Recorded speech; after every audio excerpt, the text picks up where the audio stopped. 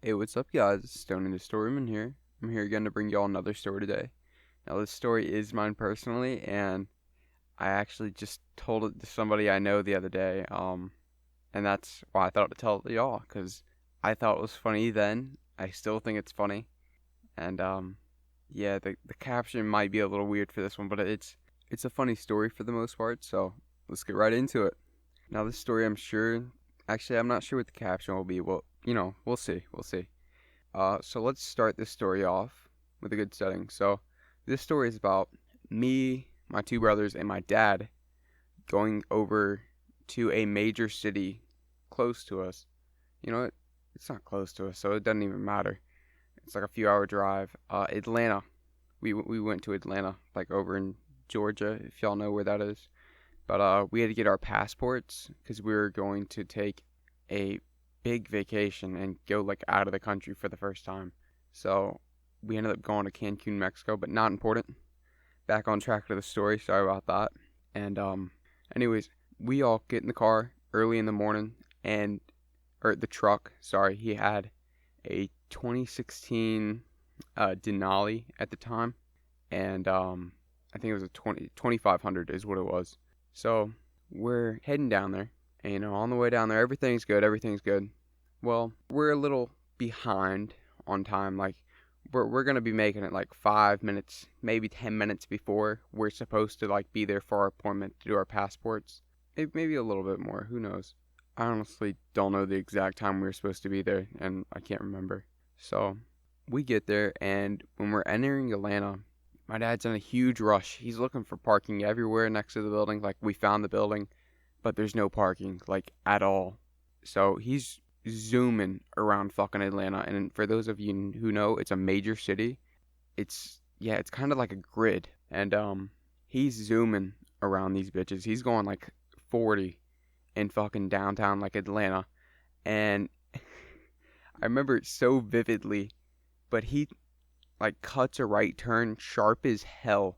I don't know if he was trying to make a red light or what, but he ends up running over the curb, and he's pissed at this point. My dad used to be someone who'd get pissed like pretty easily. He's gotten a lot better now, but it used to be bad.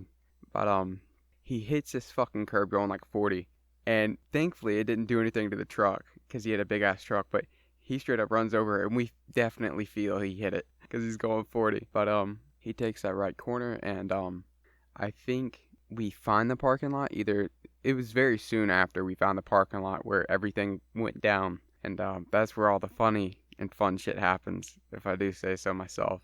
But he goes into this parking lot, and the way this parking lot is set up is there's cars in the middle.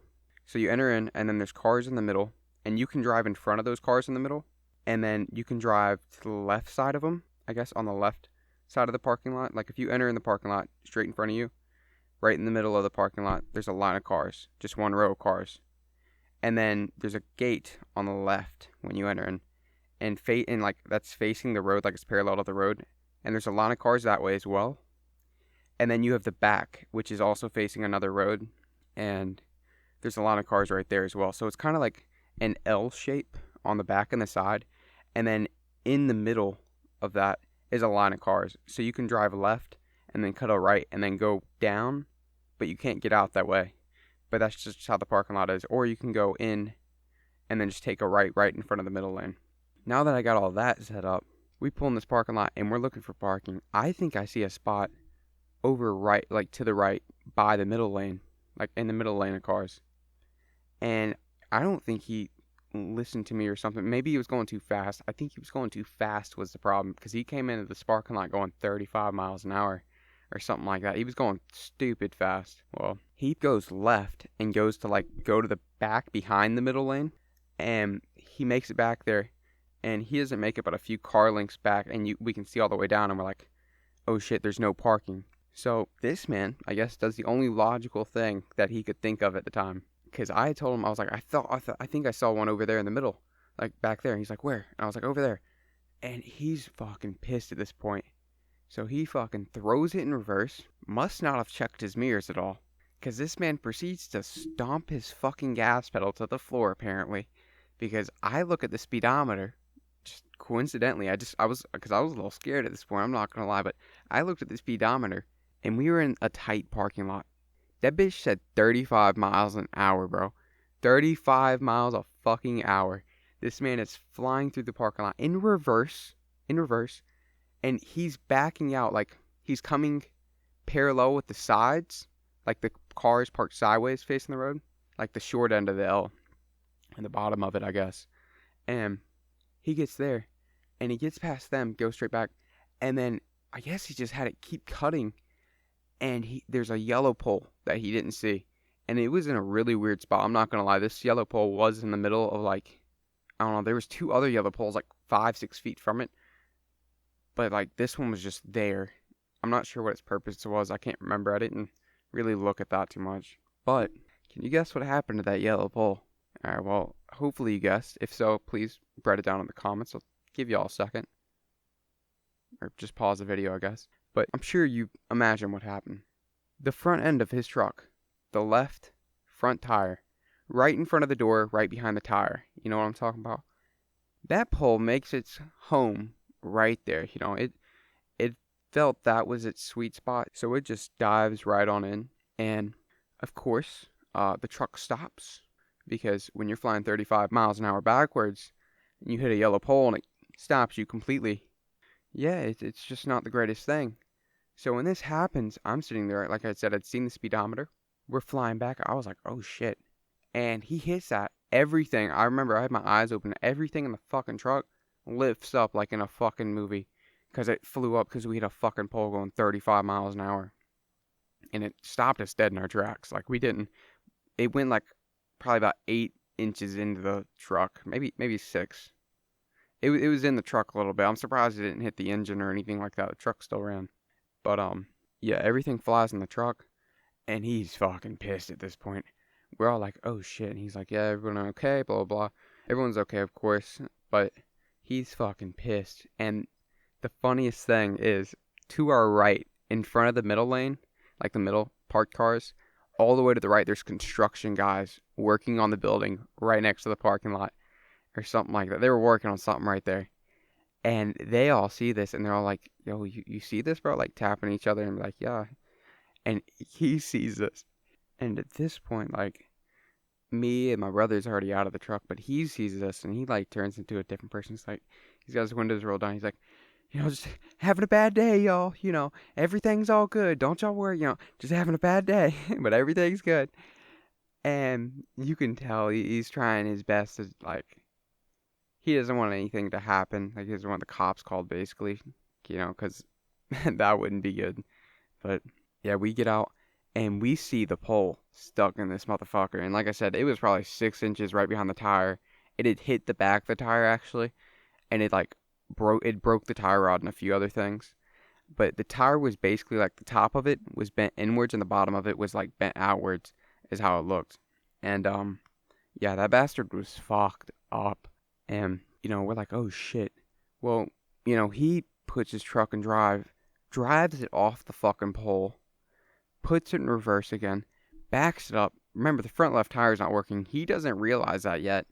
We all realize it. I had already said something, but guess he didn't hear me. He then puts it in drive, alright, and he tries to get up in the spot. There's a spot up toward, like, in the middle, I guess the one I was pointing out earlier, and he gets it up in there. He has to do it twice because the front left wheel's fucked. So he, like, pulls in, and he's like, that's not close enough, because I think he wanted more space on the front left in case he needed to fix it, or if he could fix it, that way we wouldn't have to get towed, which, bit of a spoiler alert, but that's what ended up happening. But he gets it up in the space, and me, my little brother, my older brother, are all on the back side of the parking lot, so behind the middle lane of cars. So, like, we're right in front of the other cars in the back, and we're just standing there watching him do this. And, good God, actually, what happened was he backed it in. I think he backed his truck. Yeah, he had pulled up, backed up, I think pulled up again, and, like, back. He had somehow backed his truck, and I can't remember how, but I remember I took a picture of it, and he was clearly backed in. Just because of how bad the truck was leaning, like, down to the left. It was fucking hilarious. But the bad thing is, we'd all found this funny. My older brother, he's doing a great job containing his laughter. No problems. Like, He's holding everything in. My little brother, oh, he don't give a fuck, bro. At the time, he was a little fucking shit.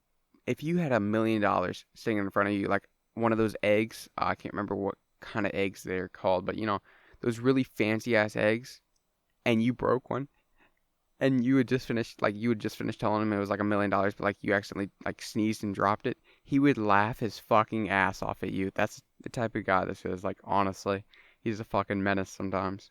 So he's laughing his ass off. I'm sitting over there. I'm the whole 9 yards. I'm doing everything. I got my shirt over my mouth. I'm like putting my hand over my mouth, like trying to hold it in. I'm laughing, but inside, it's not out. It's not like very loud, but you can see my shoulders going up and down laughing. And I guess I don't even know what movement it is, but yeah, up and down, I guess. But anyways, my dad gets out, and him and my older brother are assessing the damage, and they're like, yeah, I think the tie rod's broken. And I was like, I fucking said that. Yes, sir. Dubs. I'm not even a mechanic like you two. They're not really mechanics, but they are in a way, I guess. But anyways, we're sitting there. My dad's trying to figure shit out, and my little brother is just still laughing at him. Like my little brother's next to my dad at this point, and he's just laughing at his face. Does not give a fuck. And my dad is screaming at my little brother. He's like, shut the fuck up. Stop fucking laughing. It's not funny, you little fucking shit. Shit like that. Just going off on my little brother. And my little brother is finding this even funnier. So he just continues laughing. And, seeing this, me and my older brother, he starts giggling a little bit. And I can't contain it anymore. I ended up having to walk like all the way to the very back of the parking lot behind the back parked row of cars. Because I couldn't keep my shit together. So I went over there and my older brother followed me. And we're just standing there. And my little brother ends up, after getting bitched at for a bit, for like a few minutes, walks over and he's just laughing. And then oh God, I remember we were cutting up about it. We were like, look at how bad, like, look at the bitch's lean. Because it was leaning down hard left. And we're like, damn, this shit goes hard shit. Just fucking around. And we're like, yeah, that yellow pole popped out of nowhere. Done fucked his shit all up. But, yeah, we just found it funny and we were joking about it, which wasn't the greatest thing. Well, we remember, I guess my dad gets everything sorted out quick enough to where he's like, all right, yeah, we got to get to our appointment, get our passports. Well, he's like, make sure y'all got everything, wallets, phones, everything like that, and let's go. We all grab our wallets and everything like that, and we're like, we're good. And he's like, I can't find my wallet. He's like, Stoney, you had my wallet last. You took my wallet out my truck. And I'm sitting over here dazed. I was like, what the fuck? No, the fuck I didn't. So at the time, this was like, I think I was like 16 at the time. Maybe 17. Somewhere in that. I think I was 16 at the time. He would pay for my gas sometimes. And I would use his gas card. And I'd used it the day before, I think. Which is why he accused me. So understandably.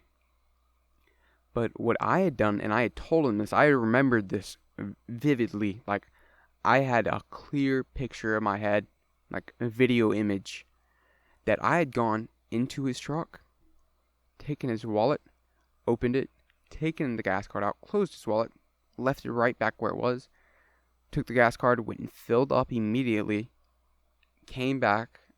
Yeah, because I had my red truck, so I was 17, I think, at the time. I had to have been like early 17. And I filled it up, brought it back immediately, opened his truck, opened the wallet, put that card right back where it was, closed the wallet, put it right back where it was, closed his door, did not touch it again. His wallet never left his truck. I knew that for a fact. I knew that I had never taken that bitch out of his truck that day. So when he accused me of this, I explained to him, I was like, there's no way. I was like, I never even took your wallet out of your truck, and he didn't want to listen to me. He's like, oh, that's bullshit. You had to have done it. You were the only one who touched it. And I can't even defend myself. He's like, well, you better fucking find it. And I'm getting a little scared at this point because this man's getting pissed. I mean, he's screaming at the top of his lungs. So, as I said earlier, when we had hit the pole, everything had flown up like in a movie, like into the air, like off the seats and everything like that. It was pretty dope, honestly. Just expensive mistake.